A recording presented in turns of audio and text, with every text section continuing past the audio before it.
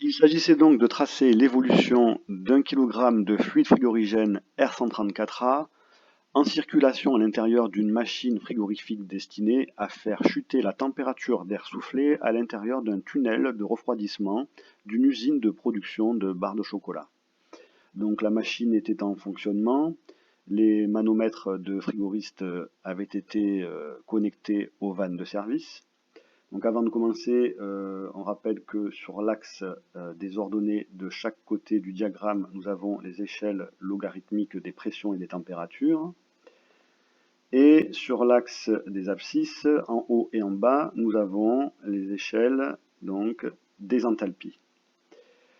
Donc les données des exercices, nous avions en premier lieu la température de condensation qui était donnée à 45 degrés. Ce qui, une fois tracé sur notre diagramme, nous donne, avec la relation pression-température, 11,5 bars en absolu. Sur le diagramme, nous sommes en absolu, mais sur les manomètres, n'oubliez pas qu'il faut retrancher 1 bar, car à chaque fois que vous mettez en route une installation frigorifique, ben, vous la videz de la pression atmosphérique, qui est à peu près égale à 1 bar. Nous avions aussi la température d'évaporation, qui était donnée à moins 10 degrés, ce qui sur ce diagramme correspond à 2 bars. Donc sur les manomètres en pression relative, nous aurions eu une lecture à 1 bar. Ensuite, une autre donnée qui nous permettait de commencer l'exercice par le tracé du point 1, point d'aspiration au compresseur, c'était donc la surchauffe totale. Elle était donnée pour 15 K, donc 15 degrés de plus que la température d'évaporation de moins 10, ce qui nous donnait donc un point 1 à positionner donc là à plus 5 degrés. Donc voici le tracé donc sur l'isotherme. Donc voilà, à l'endroit où l'isotherme recoupe la droite de pression d'évaporation, nous pouvons placer notre point 1.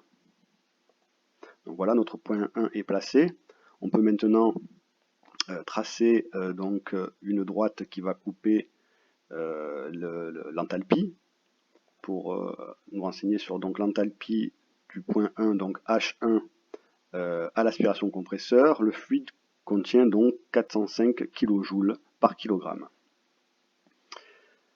Une fois ce point 1 placé, nous pouvions facilement lire le volume massique, donc en suivant ici l'isocore. Donc voilà, en parallèle à cet isocore, nous pouvions lire donc un volume massique de 106 décimètres cubes par kilogramme environ. Ensuite, nous pouvons aussi voir l'évolution du fluide frigorigène lors de la compression. Donc là, vous avez une élévation de la pression. Et donc en suivant l'isentrope, ici, parallèle à l'isentrope, vous pouvez, lorsque l'isentrope recoupe la droite de pression de condensation, placer votre point, ici, votre point 2.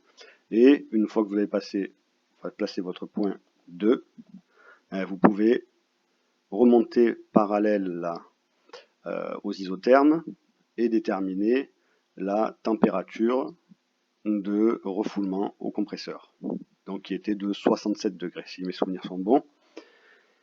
Ensuite, donc, il suffisait de tracer encore la droite pour recouper les enthalpies, et nous avions l'enthalpie du point 2, 446 kJ par kilogramme. Le fluide frigorigène quitte le compresseur, il se désurchauffe, puis il rentre dans le condenseur. Il va finir par devenir 100% liquide. À la sortie du condenseur, normalement il est sous-refroidi. Donc le fluide est liquide et sous-refroidi, et cela nous permettait de placer notre point 3. Donc le sous-refroidissement donné était de 5 K, donc 5 K que l'on retranchait à la température de condensation, ce qui nous donnait 40 degrés Celsius. Et ça, c'était notre point 3. Voilà comment on le traçait. Hein. Donc 40 degrés Celsius ici, qui remonte là sur notre droite de pression de condensation. Et c'était donc à ce croisement-là qu'il fallait placer le point 3. Et ce point 3, c'est le point qui est à l'entrée du détendeur. Donc là maintenant, on peut connaître son enthalpie. Mon enthalpie était de 256 kJ par kilogramme. Donc le fluide frigorigène au passage du détendeur, là maintenant, donc il va subir une chute de pression, donc de la température de condensation jusqu'à la température d'évaporation. Donc comme ceci. Au point de croisement, donc, nous mettons, pour positionner notre point 4. Ce point 4, là, une fois déterminé, on peut lire une donnée qui nous était demandée dans l'exercice, à savoir l'isotitre. Donc l'isotitre, là, vous voyez, vous avez 0,3.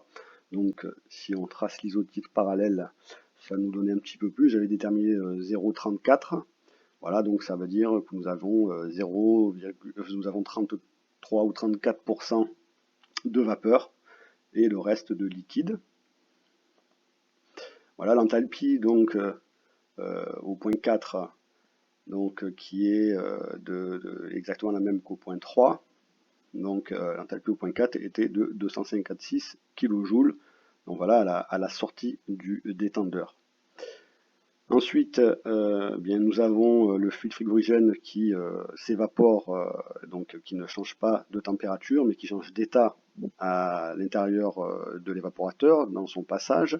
Puis, une fois qu'il est complètement évaporé, il va se surchauffer. Et là, nous avions encore une donnée de l'exercice, à savoir la surchauffe utile ou surchauffe effective, qui était donnée pour 6 degrés Kelvin. Donc une surchauffe de 6K, qu'on ajoute donc à moins 10 degrés, cela nous donnait voilà, moins 4 degrés. Voilà, nous avions moins 4 degrés ici, et nous pouvions passer notre dernier point, le point 5, pour finalement pouvoir lire son enthalpie, 398 kJ par kilogramme.